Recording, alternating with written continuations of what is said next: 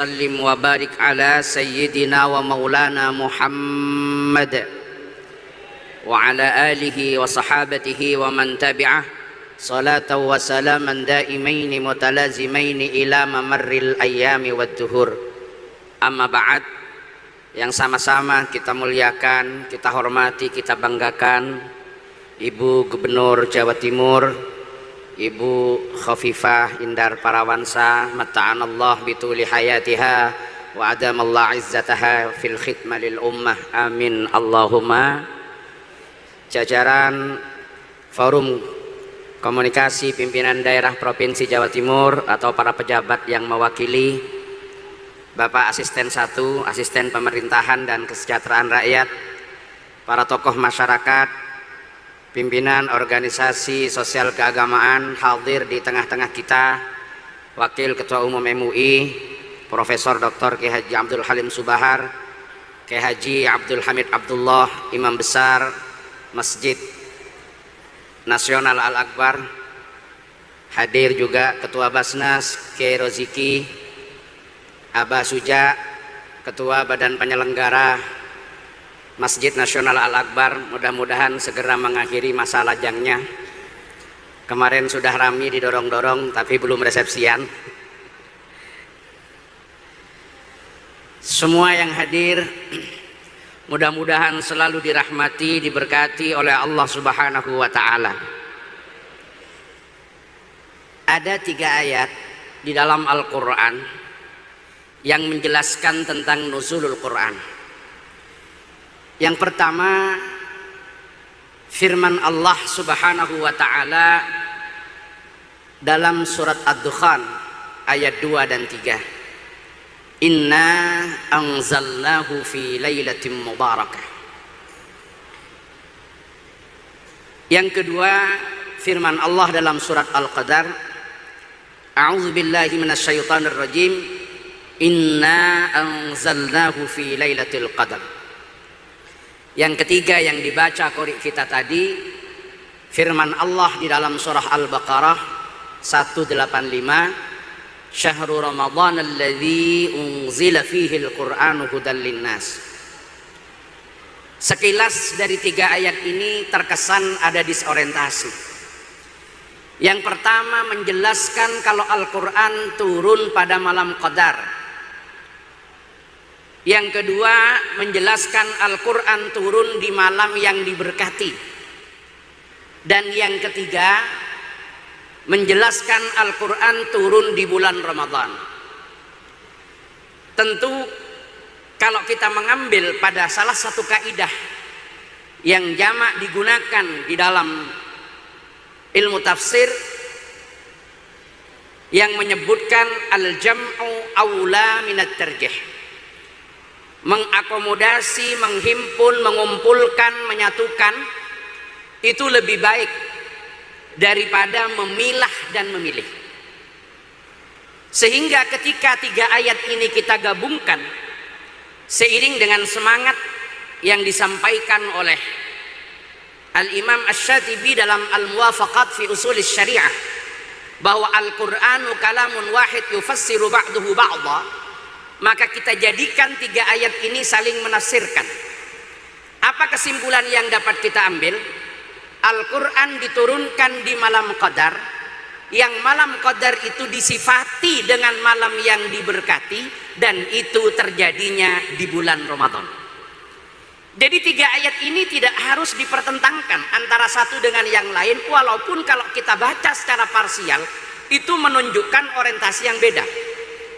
Tetapi kemampuan dari seorang pembaca, kemampuan dari seorang mufassir untuk mengakomodasi dan mempertemukan, itulah yang kemudian menjadikan pemaknaan dari 3 ayat ini sangat indah, sehingga tidak ada terkesan adanya pertentangan di dalam Al-Quran sesuai dengan karakter Al-Quran yang dianggap ka'annahu syabaqatun wahidah li'anna Al-Quran lahu ittisalun qawiyun wartibatun wathiqun. Al-Quran antara ayat yang satu dengan ayat yang lain punya pertalian yang erat, punya hubungan yang kuat, yang tidak ada pertentangan, tetapi bagi mereka yang mampu mempertemukan. Ternyata teori ini tidak hanya diberlakukan di dalam ilmu tafsir, di dalam menafsirkan Al-Quran. Seandainya ini dipakai oleh siapapun yang mengakomodasi berbagai kepentingan tatkala ada perbedaan-perbedaan pendapat, maka insya Allah perbedaan akan menjadi rahmat dan perbedaan tidak akan memicu terjadinya perpecahan. Ada satu cerita yang menarik. Ketika suatu saat rombongan para sahabat sedang dalam perjalanan, kemudian tidak menemukan air. Akhirnya mereka sepakat untuk bertayamum. Setelah bertayamum, mereka sholat. Kebetulan sholatnya sholat asar. Setelah sholat asar melanjutkan perjalanan, waktu asar masih ada, air ditemukan. Terjadilah perbedaan pendapat. Kata sebagian sahabat, kita tayamum karena tidak ada air. Karena airnya ada, maka tayamumnya batal. Kalau tayamumnya batal, waktu sholat masih ada, berarti kita harus sholat lagi. Maka separuh dari rombongan sahabat itu wudhu kemudian sholat lagi. Separuh mengatakan, memang tayamum kita batal kalau sudah ada air. Tetapi sholat yang dilaksanakan dengan tayamum itu sudah selesai, sehingga kita tidak perlu untuk sholat lagi. Terus dua kelompok tadi itu berseteru dan pandangannya tidak sama. Akhirnya datanglah kepada Rasulullah, mengadu kepada Rasulullah tentang peristiwa yang dialami. Apa jawaban Rasulullah? Yang sholat lagi, yang tidak sholat lagi itu sudah melaksanakan hukum sesuai ketentuannya. Yang sholat lagi akan dapat pahala karena kehati-hatiannya. Artinya dua kelompok itu sama-sama dibenarkan oleh Rasulullah, tidak dipilih salah satu di antara keduanya. Demikian pula ketika sahabat mengadukan pada Rasulullah tentang cara sholat witir antara Sayyidina Abu Bakar dengan Sayyidina Umar. Sayyidina Abu Bakar langsung witir setelah sholat Isya. Sayyidina Umar witirnya sebelum subuh. Apa yang dijawab oleh Rasulullah kepada sahabat yang mempertanyakan? Abu Bakar adalah orang yang hati-hati, sehingga karena ada kekhawatiran tengah malam tidak bangun, maka witirnya dilaksanakan duluan setelah Isya. Umar adalah orang yang kuat keinginannya, karena ia yakin bahwa tengah malam pasti bangun, sehingga witirnya diakhirkan mengikuti petunjuk Rasulullah, ij'alu akhir salatikum bil laili witran. Artinya di antara dua sahabat lagi-lagi tidak ada yang dilebihkan satu atau direndahkan yang lain oleh Rasulullah. Ini tipikal dan cara Rasulullah menyelesaikan perbedaan pandangan di antara para sahabat. Kalau masih menemukan cara mempertemukan keduanya, mengakomodasi keduanya, kenapa harus memilah dan memilih? Yang itu seperti apapun akan tetap menyisakan satu persoalan secara psikologis. Sehingga kalau kategori di dalam ilmu tafsir ini dipakai luar biasa. Kayak Hamid, ada yang bertanya, bagaimana pemahaman wasta'inu bis sabri was salah? Innallaha ya ayyuhalladzina amanu ista'inu bis sabri was salah innallaha ma'as sabirin. Atau wasta'inu bis sabri was salah wa innaha lakabiratun illa 'alal khashi'in. Ada para mufassir yang mengatakan, jadikanlah sabar dan salat sebagai alat untuk isti'anah. Jadi ketika kita punya problem, ketika kita punya masalah, ketika kita punya keinginan-keinginan besar yang menurut akal pikiran kita sulit untuk kita capai, maka jadikanlah sabar dan salat sebagai senjatanya. Berarti perbanyak sabar, perbanyak salat. Sabar ada yang mengartikan menstabilkan emosi ketika terjadi sesuatu yang tidak diinginkan atau kehilangan sesuatu yang sangat kita sayangi, dan ada yang menafsirkan sabar itu adalah puasa karena as-shaumu nisfus sabri was-sabru nisful iman. Salat ada yang menafsirkan maknanya secara lugawiyah yaitu doa, dan ada yang menafsirkan salat adalah aqwalun wa af'alun muftatahatun bit takbir muhtatamatun bit taslim bi syara'it makhsusatin, yaitu perbuatan ucapan yang diawali dengan takbir, diakhiri dengan salam. Tetapi ada pula mufassir yang menafsirkan, yang dimaksud di sini kita disuruh minta tolong kepada Allah agar menjadi orang yang sabar dan ahli sholat, karena ini berat. Lalu bagaimana sikap kita? Ternyata ini bisa diambil kedua-duanya.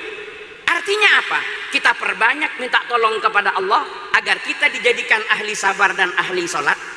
Tetapi ketika kita punya masalah besar, ketika kita punya problem yang sulit dipecahkan, bagaimana cara kita minta tolong kepada Allah? Pertama, bersabarlah. Terimalah bahwa apa yang terjadi itu adalah ketentuan Allah. Tetapi sabar di dalam Islam itu bukan sesuatu yang pasif, tetapi sabar harus aktif. Artinya bagaimana sesuatu yang tidak baik terjadi lagi. Yang kedua, perbanyaklah puasa. Yang ketiga, perbanyaklah berdoa. Dan yang keempat, perbanyaklah melaksanakan sholat sunnah untuk hajatnya agar dikabulkan oleh Allah sesuai dengan firman Rasulullah, "Man kana lillahi hajatun falyusbihil wudu wal yusalli rak'atain." Artinya tafsiran dari masing-masing mufassir ini tidak ada satupun yang kita abaikan, semuanya kita ambil. Ini yang disebut dengan prinsip al-jam'u aula minat tarjih. Jadi mempertemukan, mengakomodasi, menghimpun dari sesuatu yang berbeda itu lebih utama daripada memilah dan memilih. Nah, sekarang kita kembali kepada pengertian yang tadi. Kalau kita sudah sepakat bahwa turunnya Al-Quran ini di bulan Ramadan, lalu turunnya Al-Quran yang mana yang dimaksud turunnya di bulan Ramadan? Karena akhir-akhir ini masih ramai membicarakan apakah turunnya Al-Quran itu di tanggal 17 sehingga harus diperingati nuzul Quran tanggal 17 atau di Lailatul Qadar. Maka di sini juga ada beberapa pendapat para ulama. Yang pertama menyatakan turunnya Al-Quran di malam Qadar yang disifati dengan malam yang diberkati dan itu terjadi di bulan Ramadan adalah At-Tanazzul Al-Awwal. Turunnya Al-Quran tahap pertama minal lauhil mahfud ila sama'id dunya. Dari lauh mahfud ke langit dunia. Langit dunia ini tempat transit Al-Quran dari lauh mahfud sebelum turun kepada Rasulullah sallallahu alaihi wasallam. Dan itu turunnya jumlatan wahidatan, sekaligus. Maka peringatan nuzulul Quran yang kita peringati 17 Ramadan itu memperingati turunnya Al-Quran tahap pertama. Karena turunnya Al-Quran tahap kedua, yaitu dari langit dunia kepada Rasulullah, tidak hanya ada di bulan Ramadan, tetapi ada di sepanjang tahun selama 22 tahun, 2 bulan 22 hari, menjawab berbagai macam pertanyaan, mengomentari berbagai macam peristiwa. Sehingga ini pendapat yang dikokohkan dari para ulama. Kemudian 17 dari mana? Katanya Al-Quran turunnya di Lailatul Qadar. Nah, menurut pandangan Al-Imam Syafi'i rahmatullah ta'ala alaihi, Lailatul Qadar itu memungkinkan terjadi di setiap malam di bulan Ramadan. Artinya tidak hanya fokus ada fil asril awakhir, walaupun yang paling bisa diharapkan dari selam bulan Ramadan itu adalah 10 hari yang terakhir. Kemudian dari 10 hari yang terakhir layalil witr, dari malam-malam ganjil 21, 23. Kalau Imam Ahmad bin Hambal memfokuskan pada malam 27. Nah, dari mana tanggal 17 ini? Tanggal 17 diambil dari firman Allah bahwa yaumal furqan yaumal taqal jam'an. Wa ma anzalna ala abdina yaumal furqan yaumal taqal jam'an. Bahwasanya Al-Qur'an yang diturunkan kepada Rasulullah itu harinya sama dengan terjadinya perang Badar. Artinya bertemunya dua kekuatan besar yang itu terjadi di tanggal 17 bulan Ramadan, yaitu perang Badar. Nah, itulah yang kemudian disebutkan bahwa nuzulul Quran diperingati pada tanggal 17 Ramadan. Apakah tidak bertentangan dengan turunnya Al-Quran pada malam Lailatul Qadar? Memungkinkan Lailatul Qadar itu untuk ada pada tanggal 17 Ramadan. Sebagaimana Lailatul Qadar juga memungkinkan ada pada malam-malam yang ada di bulan Ramadan. Sehingga yang mencari Lailatul Qadar jangan hanya ditunggu pada 10 hari yang terakhir. Dan jangan hanya ditunggu pada malam-malam ganjil. Iya kalau ngitungnya dari depan betul. Kalau ngitungnya dari depan salah. Maka yang paling tepat bagi orang yang mengincar Lailatul Qadar, sisakan waktu qabla tulu'il fajr. Setiap malam dari malam pertama sampai malam terakhir di bulan Ramadan, insya Allah ia akan ketemu dengan Lailatul Qadar. Karena Lailatul Qadar ketika turun, hiya hatta matla'il fajr. Jadi tidak perlu kita terjebak dengan kemudian melihat ciri-ciri yang ada di langit. Langitnya cerah, cuacanya tidak panas dan tidak dingin. Iya kalau betul ngitungnya. Maka yang paling bijak apa? Tunggulah dari malam pertama sampai malam 30 secara istiqamah tiap malam. Ibarat kita merindukan tamu agung yang akan datang, maka insya Allah salah satunya pasti ketemu dengan Lailatul Qadar ketika kita beribadah kepada Allah Subhanahu wa ta'ala. Sekarang yang kedua, ketika kita sudah sepakat memperingati nuzulul Quran pada malam 17, untuk apa Al-Quran itu diperingati lagi turunnya? Tadi Ibu Gubernur mengajak kita semua untuk memperlakukan Al-Quran secara tepat, bermuamalah dengan Al-Quran sejalan dengan sabda Rasulullah, inna hadzal Quran ma'dubatullah faqbilu minallah ma'dubatahu mastata'tum. Al-Quran adalah hidangan dari Allah, maka terimalah hidangan dari Allah semampu kalian. Maksudnya apa? Yang bisa membaca, ayo baca lafadznya dengan baik dan benar, baca lafadznya dengan baik dan benar. Tapi jangan berhenti di situ. Upayakan bagaimana bisa memahami Al-Quran. Yang bisa memahami Al-Quran karena punya perangkat keilmuannya, lakukan kajian. Tadarus Al-Quran tidak hanya dilakukan dengan membaca lafadznya, tapi harus ada halakoh-halakoh yang di situ mengkaji isinya Al-Quran. Walaupun ini tentu tidak bisa dilakukan semua orang. Yang sudah bisa mengkaji Al-Quran, jangan berhenti di situ. Baru kemudian tingkatan yang ketiga, cara kita memperlakukan Al-Quran dengan benar adalah mengamalkan isinya. Karena hanya dengan tiga cara ini kita memperlakukan Al-Quran secara tepat. Kaifa nata'amal ma'al Quran, kata Syekh Al-Ghazali. Syekh Al-Ghazali ini salah seorang guru besar di Universitas Al-Azhar Kairo, bukan Imam Ghazali, Syekh Muhammad Al-Ghazali. Jadi beliau punya buku Kaifa nata'amal ma'al Quran. Bermuamalah dengan Al-Quran caranya baca lafadznya dengan baik dan benar, pahami maknanya, amalkan isinya. Yang belum bagus bacaannya, ayo bagaimana bisa bagus bacaannya. Kalau sudah terlambat, jangan merasa malu kalau nanti ada taman pendidikan Al-Quran khusus ibu-ibu. Tidak apa-apa, manfaatkan dengan sebaik-baiknya. Ada taman pendidikan Al-Quran khusus lansia. Tujuannya apa? Kita tidak cukup menerima dengan apa yang ada pada diri kita, tetapi kita tingkatkan kemampuan kita untuk kita berinteraksi dengan Al-Quran dengan cara yang lebih baik. Memang Al-Quran dengan karakternya sebagai kalam Allah yang muta'abbad bitilawati, membacanya saja sudah dapat pahala. Tetapi tentu beda dengan orang yang membaca dan bisa memahaminya. Kita ini Bapak Ibu yang dirahmati Allah, berada di dunia ini waktunya cukup singkat. Dunia ini adalah darul amal. Sementara akhirat itu adalah tempat kita memanen daripada apa yang kita amalkan ketika kita hidup di dunia. Apa yang kita tanam di dunia akan kita gunakan di akhirat yang waktunya sangat panjang. Bagaimana kalau orang punya modal sedikit, dia melakukan perjalanan panjang? Ada orang Surabaya mau ke Banyuwangi bawa uang 20.000, nyampe apa enggak? 20.000 dipakai ke Banyuwangi, nyampe apa enggak? Nyampe tapi nyengsoro. Naik apa? Naik truk yang ngangkut kelapa itu. Nanti diturunkan di Probolinggo, naik lagi. Punya 200.000 ke Banyuwangi, lumayan. Bisa naik bis, tapi tidak bisa ngatur supirnya. Kalau kita sewaktu-waktu kebelet, kita ingin buang hajat, kita ingin ke belakang, kita minta supir berhenti, insya Allah supirnya tidak berhenti, karena kita cuma ikut bayar karcis 200.000. Tapi kalau kita punya 10 juta berangkat ke Banyuwangi, insya Allah lebih normal. Ini gambaran perjalanan dunia menuju perjalanan akhirat.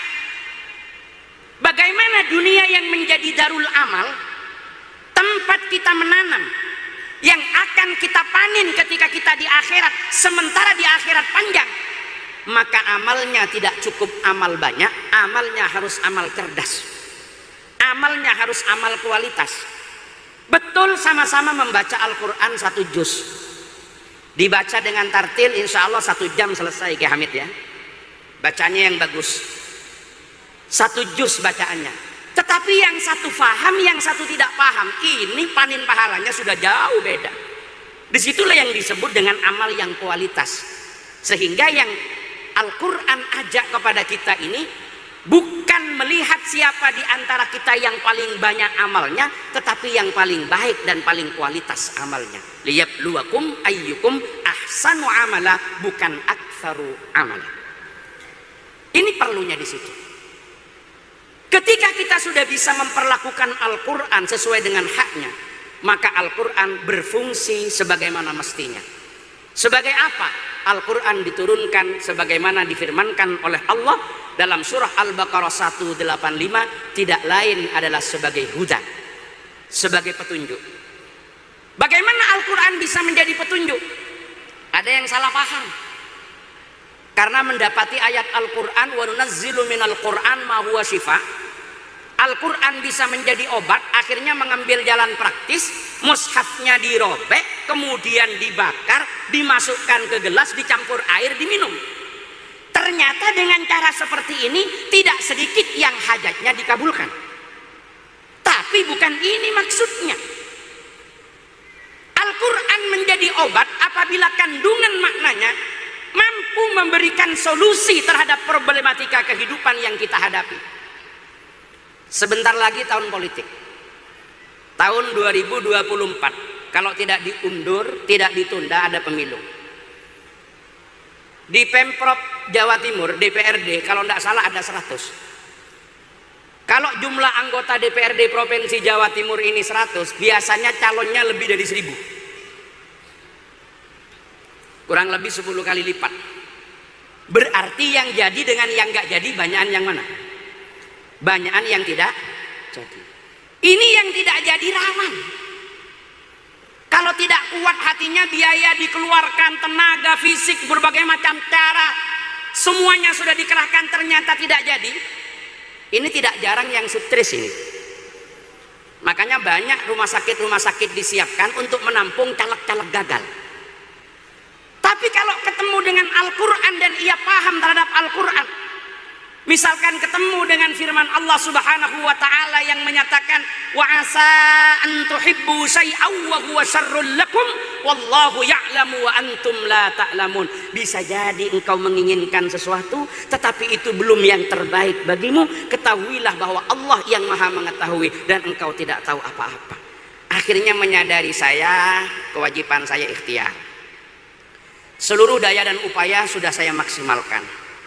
Jaringan semuanya dipakai, pembiayaan, pendekatan semuanya sudah dipakai, tapi ternyata belum ditakdir oleh Allah. Berarti ini belum yang terbaik, karena Allah akan memberi, tidak lain adalah yang terbaik.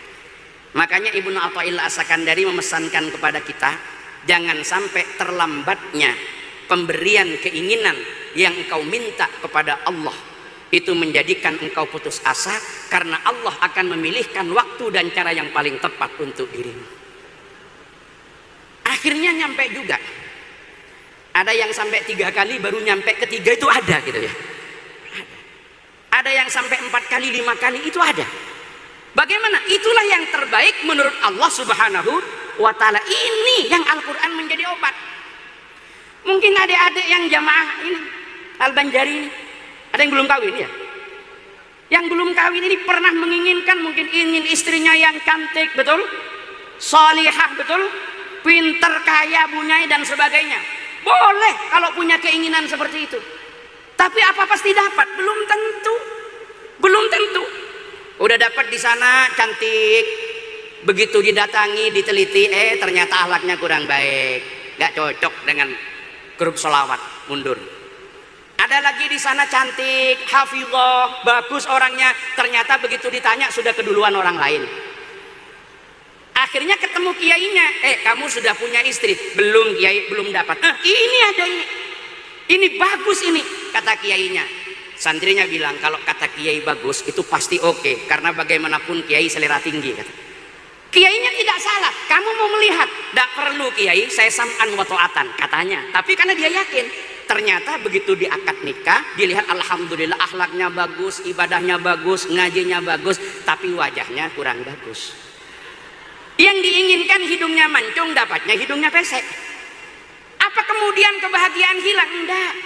Karena ketemu dengan Al-Quran dari ayat tadi, akhirnya dicari mana sisi yang terbaik. Setelah ketemu, bangga bilang sama istrinya, "Dek, saya bersyukur kepada Allah punya istri hidung pesek kayak sampeyan." Istrinya jawab, "Kok ngenyek mas?" "Enggak dek, setelah saya cermati ternyata hidung mancung itu tulang, kalau dicium atos. Tapi hidung pesek itu daging, kalau dicium lembut. Ternyata dalam kepesean ada kelembutan dek." Ketika saya teliti, orang yang hidungnya pesek rata-rata umurnya panjang. "Kok begitu mas?" "Iya, kalau bernafas ngirit." Insya Allah enggak putus asa. Tetap tenang, karena dari apapun yang Allah berikan pasti itu yang terbaik menurut Allah Subhanahu wa ta'ala. Nah, inilah yang dimaksud Al-Quran menjadi obat. Nah, sekarang problemnya siapa yang mau menjadikan Al-Quran sebagai hidayah? Siapa yang mau menjadikan Al-Quran sebagai hidayah? Di surah Al-Baqarah di ayat 3 itu disebutkan yang menjadikan Al-Quran sebagai hidayah pada ayat 2-nya.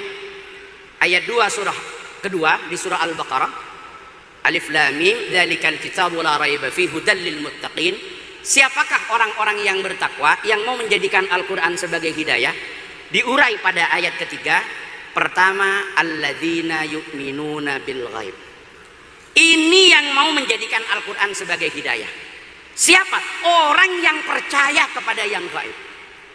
Memang dalam tafsir-tafsir klasik disebutkan ayyusaddiquna bima ghaba minal jannati wan nari wal hisabi wa ma ila dzalika. Orang yang percaya setelah kehidupan ada kematian. Orang yang percaya kepada Allah, orang yang percaya kepada surga, orang yang percaya kepada neraka. Ini yang bisa menjadikan Al-Quran sebagai hidayah. Baru kemudian yang kedua wa yuqimunas shalah, dan yang ketiga wa mimma razaqnahum yunfiqun. Ada hal yang menarik yang disampaikan oleh Al-Imam Al-Biqai dalam kitabnya Nadmud Durar fi Tanasubil Ayati Waswar. Kenapa alladzina yu'minuna bil ghaib diletakkan pertama kali sebelum yuqimunas shalah dan sebelum wa mimma razaqnahum yunfiqun? Sederhana. Orang yang tidak percaya kepada yang gaib, tidak mungkin dia sholat dan tidak mungkin dia mau berinfak. Bapak Ibu sholat semua ya, sholat semua. Sehari 5 kali apa 5 hari sekali? Sekarang jujur, kenapa sampean sholat? Jujur saja sudah. Kenapa? Karena wajib. Kalau tidak dilakukan dosa. Kalau dosa, pernah tahu enggak orang sholat tidak sholat kemudian masuk neraka? Tetapi kenapa dikerjakan? Karena kita sudah percaya kepada yang gaib. Nah, ini pintu masuknya iblis untuk menggoda iman kita. Iblis itu kan orang pintar, makhluk Allah yang cerdas. Iblis tidak perlu menggoda kita menjadi orang yang malas sholat. Iblis tidak perlu menggoda kita menjadi orang yang tidak mau berinfak. Tapi iblis cukup meruntuhkan keyakinan kita akan akhirat, semuanya akan habis. Orang yang sudah tidak percaya akhirat, tidak mungkin dia sholat. Kalaupun sholat ya seperti sholatnya orang munafik. Wa idza qamu ila sholat qamu kusala. Tidak sungguhan. Orang yang tidak yakin kepada akhirat, tidak mungkin dia berinfak.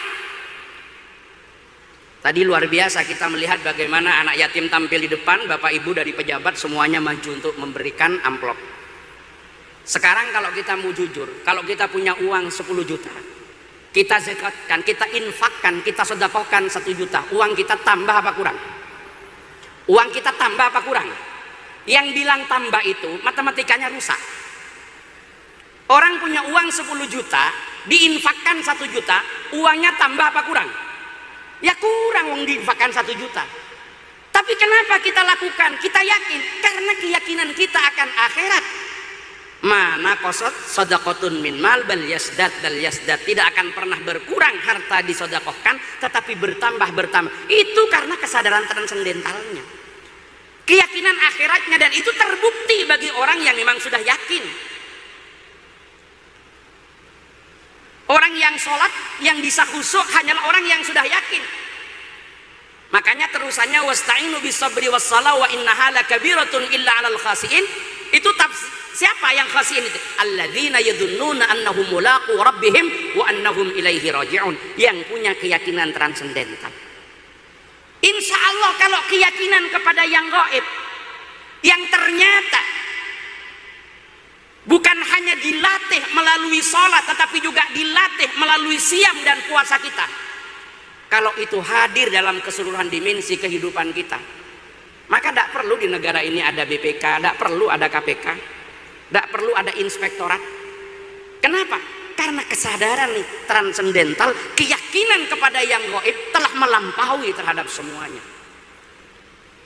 Orang yang berpuasa di bulan Ramadan yang akan sampai kepada tujuan dan esensi puasa, membentuk karakter kepribadian orang yang bertakwa, hanyalah orang yang mampu memandang puasa bukan sekedar kewajiban, tetapi puasa adalah tarbiyah ruhaniyah, sebagai pendidikan batin, sebagai pendidikan rohani untuk membentuk karakter kepribadian orang-orang yang bertakwa melalui kurikulumnya. Kurikulumnya apa? Ada kejujuran, ada kedisiplinan, ada kepekaan sosial. Itulah kemudian semuanya berangkat karena keyakinan kita kepada yang gaib. Ini orang yang mau menjadikan Al-Quran sebagai hidayah. Kalau sudah tidak percaya kepada yang gaib, tidak mungkin. Orang yang tidak yakin setelah kehidupan ada kematian, untuk apa dia harus memiliki pegangan yang berupa kitab suci? Dan sekarang ini termasuk di Timur Tengah, gejala ini semakin besar. Dulu di Amerika ini dikenal ada beberapa kelompok keagamaan yang memiliki teologi the death of God theology, teologi kematian Tuhan.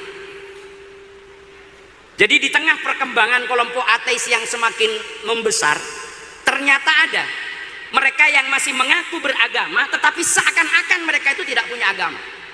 Ini yang disebut dengan the death of God theology. Tidak yakin akan akhirat, tidak yakin akan Tuhan. Kenapa ini bisa terjadi? Karena kadang-kadang mereka punya masalah, kemudian memanggil, ya Tuhan, di manakah Engkau? Ternyata Allah tidak datang. Akhirnya berkesimpulan kalau begitu Tuhan sudah meninggal. Padahal cara mendekatnya yang salah. Kita di dalam Islam diajarkan ta'arraf ilallahi firraha ya'rifka fissiddah. Kenalkan dirimu kepada Allah ketika engkau sedang senang, maka Allah akan mengenalimu pada saat engkau sedang mengalami masalah. Apa maksudnya mengenali? Akan datang dengan memberikan bantuan untuk menyelesaikan problem-problem yang kita hadapi. Jadi orang yang tidak percaya kepada yang gaib tidak mungkin menjadikan Al-Quran sebagai hidayah. Maka pertama ditanamkan keyakinan, ditanamkan keimanan, ditanamkan kekuatan hati untuk menyadari bahwa ada yang maha segalanya yang tidak tampak dalam pandangan mata tetapi sangat dirasa dalam kehidupan kita sehari-hari, yaitu Allah Subhanahu wa ta'ala. Hanya merekalah orang-orang yang beriman kepada yang gaib, baru kemudian dasar daripada keimanan kepada yang gaib menjadikan mereka mendirikan sholat, bukan sekedar melaksanakan, sehingga sholatnya bisa khusyuk karena yakin kalau mereka akan mulaqu rabbihim wa annahum ilaihi raji'un, dan karena keyakinan kepada yang gaib pula mau mengeluarkan sebagian daripada hartanya untuk dikembalikan di jalan Allah Subhanahu wa ta'ala. Karena keyakinan kepada yang gaib pula dia akan mematuhi terhadap segala macam aturan yang berlaku, baik diatur oleh agama atau perundang-undangan yang berlaku, bukan semata-mata karena akan ada yang mengawasi dan yang melihat, tetapi karena kesadaran bahwa ada Allah Subhanahu wa ta'ala. Ketika ini sudah menjadi tabiat kita, menjadi karakter kita, menjadi dasar dalam kehidupan kita, maka insya Allah kehidupan kita akan dituntun oleh hidayah Al-Quran.